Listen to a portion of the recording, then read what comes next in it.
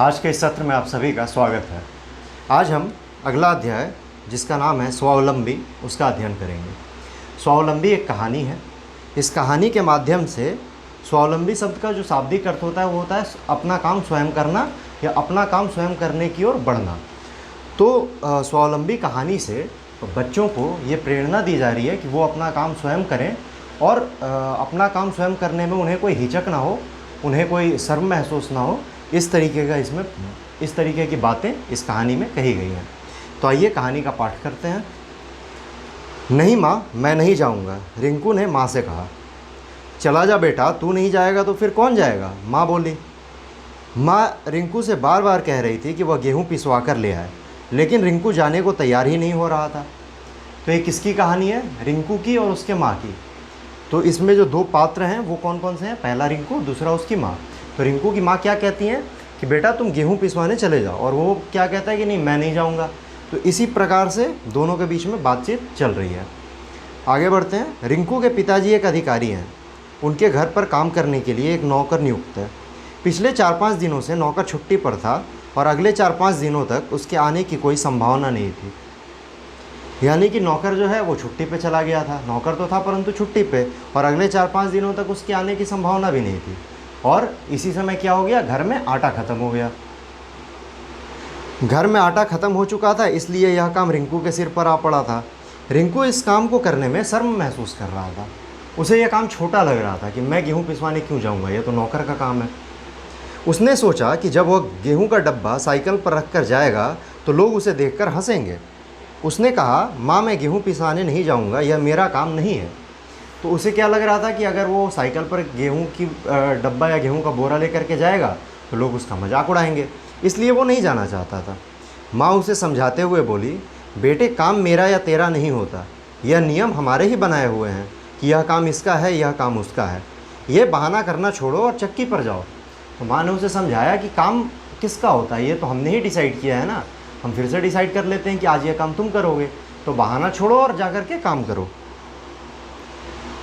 रिंकू माँ की बात काटते हुए बोला, माँ इससे पहले मैंने यह काम कभी नहीं किया है, यह मुझसे कैसे होगा, इतना भारी डिब्बा कैसे उठा पाऊँगा। तो रिंकू क्या कर रहा है, वो बहाने ढूंढ रहा है, लगातार अपनी माँ को कन्विंस करने की कोशिश कर रहा है, मनाने की कोशिश कर रहा है कि वो ये काम नहीं करेगा। तो वो क्या तर्क देता है कि मैंने ये काम तो पहले किया ही नहीं है, इतना भारी डब्बा मैं कैसे उठा पाऊँगा। रिंकू की इस बात का जैसे माँ पर कोई असर ही नहीं हुआ। उसके पास रिंकू की इस दलील का जवाब था। वह बोली, बेटा यहाँ साइकिल पर डिब्बा रखने में मैं तेरी मदद कर दूंगी और चक्की वाला तेरी उतारने में मदद कर देगा। इसी तरह वापसी में भी गेट पर हम दोनों मिलकर डिब्बा उतार लेंगे। रही बात रास्ते की, तो तुझे कौन सा बोझ ढोना है, गेहूँ का डिब्बा तो साइकिल पर होगा, तुझे तो हाथ से बस सहारा भर देना है।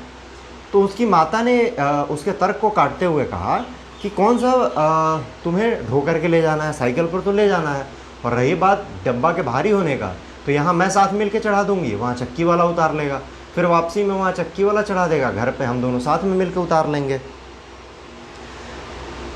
माँ को इस बार रिंकू ने माँ की बात सुनकर भी अपने पक्ष को मजबूती से रखते हुए अपनी बात दोहराई, लेकिन माँ मैंने यह काम कभी किया ही नहीं है।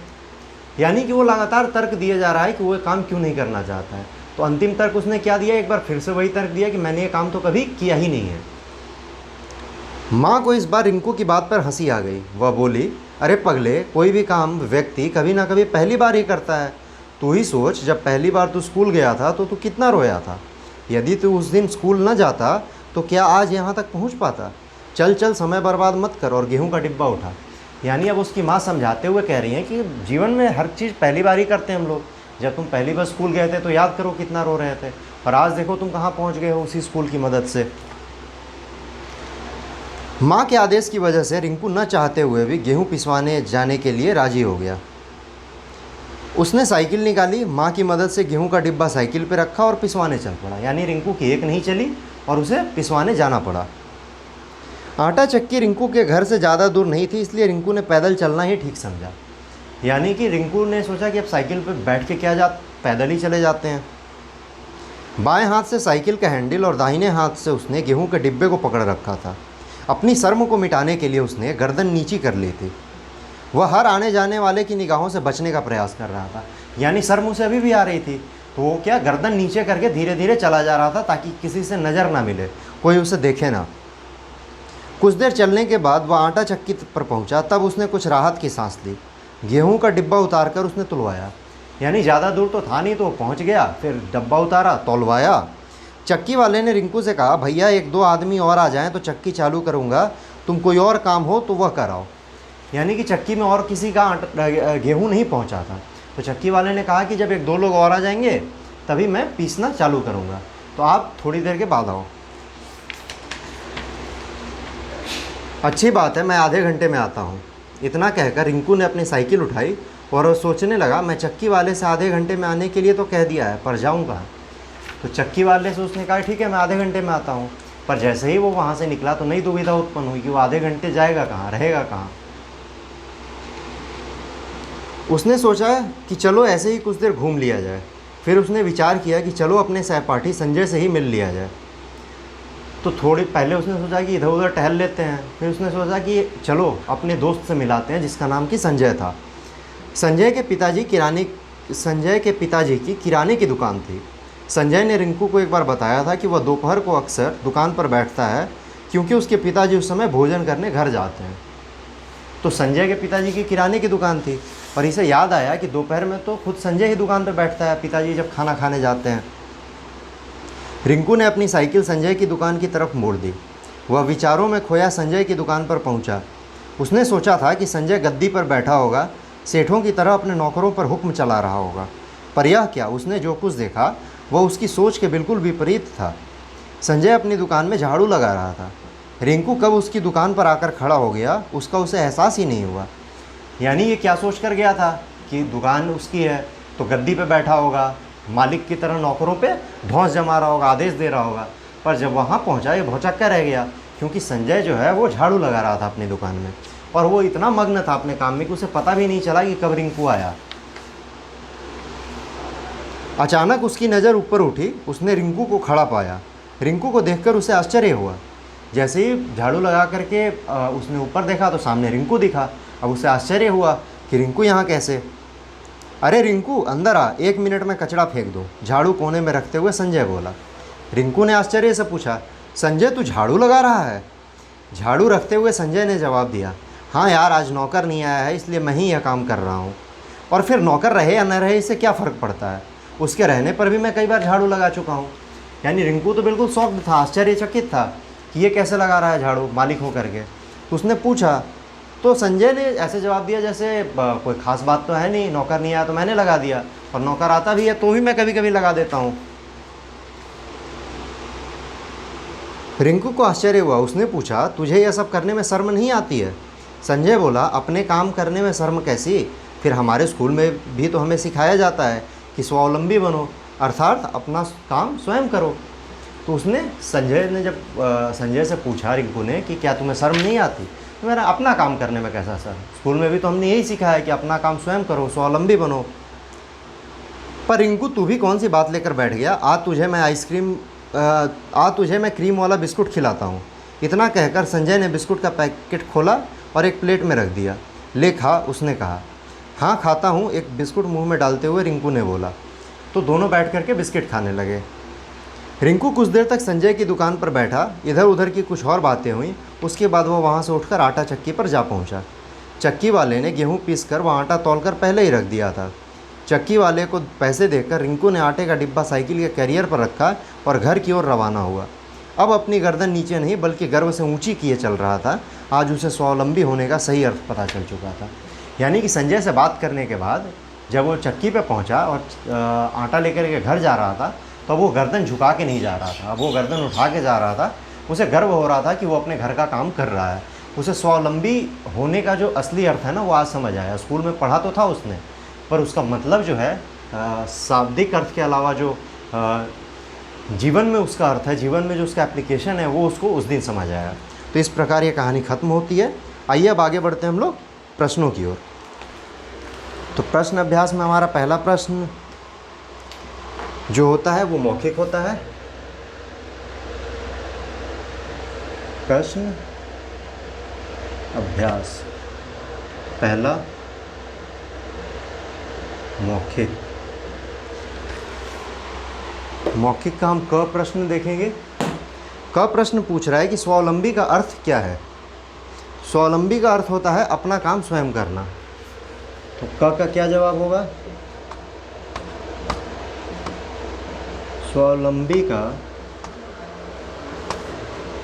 अर्थ है अपना काम स्वयं करना। ये हो गया हमारा स्वावलंबी का अर्थ। इसके बाद हम दूसरा प्रश्न देखते हैं कि संजय कौन था। संजय जो है वो रिंकू का सहपाठी था। सहपाठी यानी कि मित्र। तो हमारा ख का जवाब क्या हो जाएगा? संजय रिंकू का मित्र था।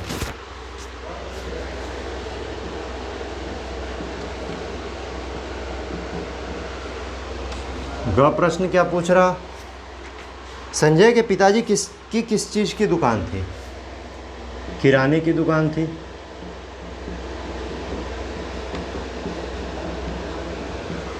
घ प्रश्न क्या पूछ रहा?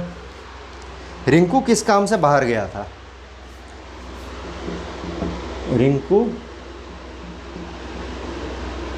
गेहूं पिसवाने के लिए बाहर गया था। अंगा प्रश्न पूछता है डिब्बे में क्या था?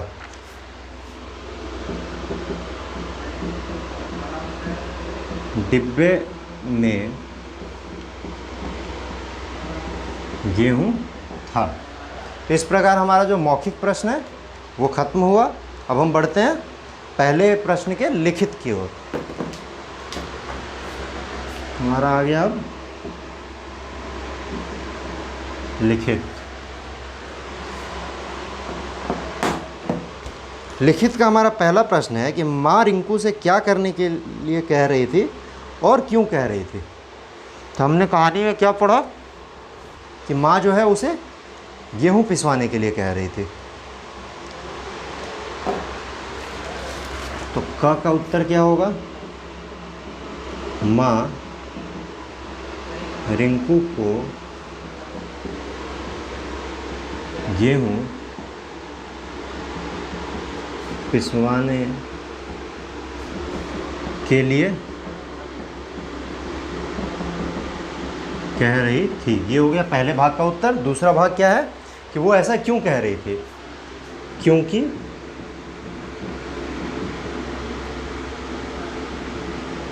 घर में आटा खत्म हो चुका था और नौकर छुट्टी पर था। दो कारण थे। पहला, चूंकि आटा ख़त्म हो गया है तो गेहूं पिसवाना ज़रूरी है। और दूसरा रीज़न क्या था कि नौकर जो है वो छुट्टी पर है तो यह काम रिंकू को ही करना पड़ेगा। रिंकू, दूसरा जो सवाल है हमारा ख, वह है कि रिंकू गेहूं पिसवाने से मना क्यों कर रहा था। तो रिंकू को शर्म आ रही थी। यह काम करने में रिंकू को शर्म आ रही थी, इसलिए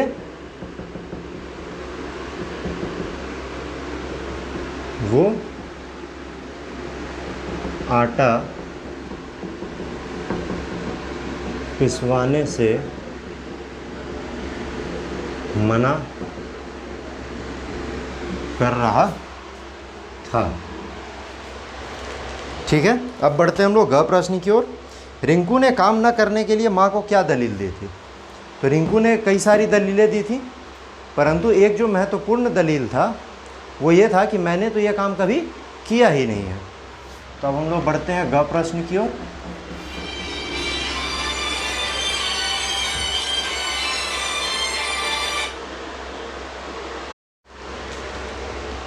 तो ग प्रश्न पूछ रहा, रिंकू ने काम करने के लिए माँ को क्या दलील दी। ग का उत्तर लिखेंगे हम लोग, रिंकू ने दलील दी कि उसने यह काम पहले कभी नहीं किया है। अब बढ़ते हैं घ प्रश्न की ओर। घ प्रश्न क्या पूछ रहा कि रिंकू अपने किस मित्र के पास गया और क्यों।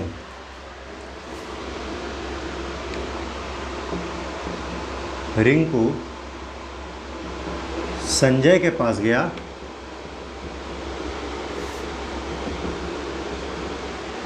क्यों गया, क्योंकि चक्की वाला जो है थोड़ी देर बाद आटा देने को बोला।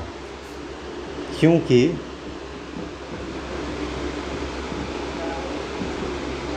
चक्की वाले ने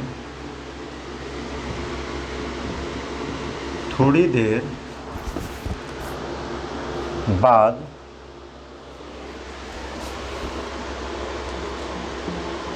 आटा देने को कहा। अब हम बढ़ेंगे अपने घ के बाद अंग प्रश्न की ओर। तो अंग प्रश्न क्या पूछ रहा, संजय क्या कर रहा था।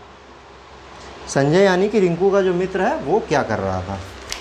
हमारा अंग का जवाब हो गया संजय अपनी दुकान में झाड़ू लगा रहा था। जब रिंकू गया तो रिंकू को यह देख के आश्चर्य हुआ कि वो झाड़ू कैसे लगा रहा है। रिंकू की बात का संजय ने क्या उत्तर दिया।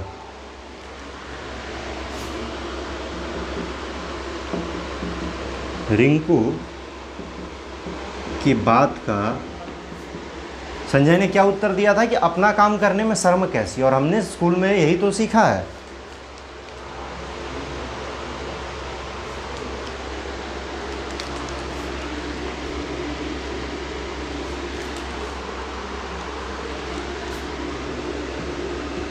रिंकू की बात का उत्तर देते हुए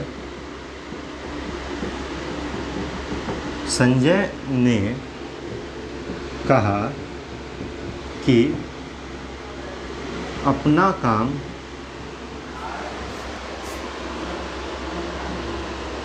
करने में कैसी शर्म, और स्कूल में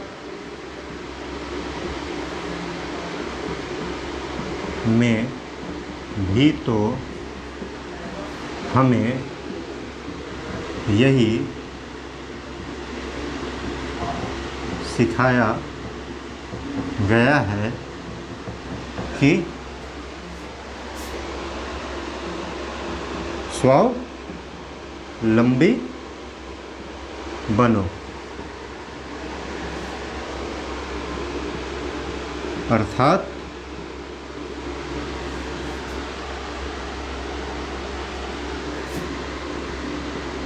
अपना कार्य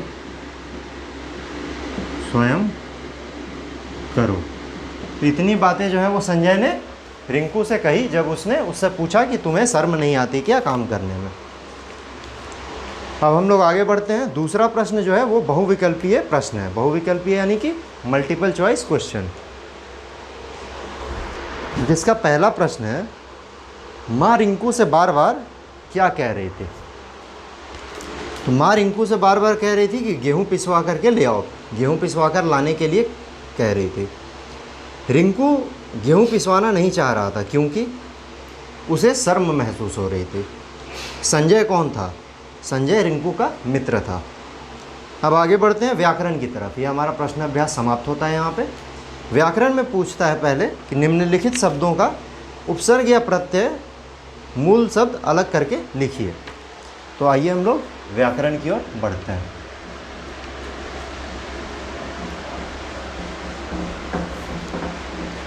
तो उपसर्ग और प्रत्यय किसको कहते हैं? कोई एक शब्द है, उसके आगे या पीछे कोई शब्द या फिर कोई वर्ण को जोड़ करके जो नया शब्द बनता है उसे हम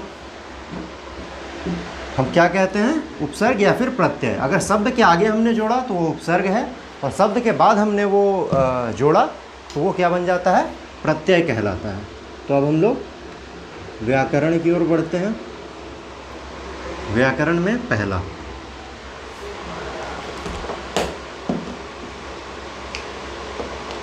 तो पहला हमारा शब्द है अभि प्लस मानी। तो इस कौन से शब्द से बना है? अभिमान प्लस ई, क्या बन जाएगा? अभिमानी। दूसरा क्या है? दूसरा है असफलता। इसमें क्या बना? अ प्लस सफलता। तो अभी उपसर्ग प्रत्यय जो बताया मैंने वो क्या था? ये हो गया हमारा मूल शब्द, ओरिजिनल शब्द ये है, इसमें हमने जोड़ा प्रत्यय। ठीक, तो एक नया शब्द बना जिसको हम लोग कहते हैं अभिमानी। यहाँ पर ये जो है ये उपसर्ग है और ये हमारा मूल शब्द है। तो जब उपसर्ग जुड़े तो भी एक नया शब्द बन गया। तो अगर शब्द के बाद जो जुड़ता है उसको हम लोग प्रत्यय कहते हैं, और शब्द से पहले जो जुड़ जाता है उसको हम लोग उपसर्ग कहते हैं। तीसरे की ओर बढ़ते हैं। माफ़ कीजिएगा, पहले का क ख है, क ख ग शब्द जो है वो है स्वतंत्रता। ये हो जाएगा स्वतंत्र प्लस ता। घ शब्द है बेकारी, बेकार प्लस ई। अपमानित, क्या हो जाएगा? अपमान प्लस इत।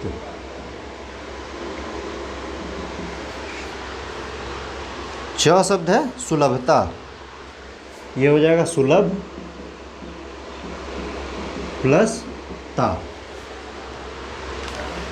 नीचे दिए गए मुहावरों का अर्थ बताइए तथा उसे वाक्यों में प्रयोग कीजिए। अगला सवाल हमारा ये है। तो मुहावरा है पहला, अक्ल का चरने जाना। अक्ल का चरने जाना का क्या होता है? मति मारे जाना, बुद्धि का भ्रष्ट हो जाना या बेवकूफ़ी करना। तो अगर इसको वाक्य में प्रयोग करना होगा तो कैसे करेंगे कि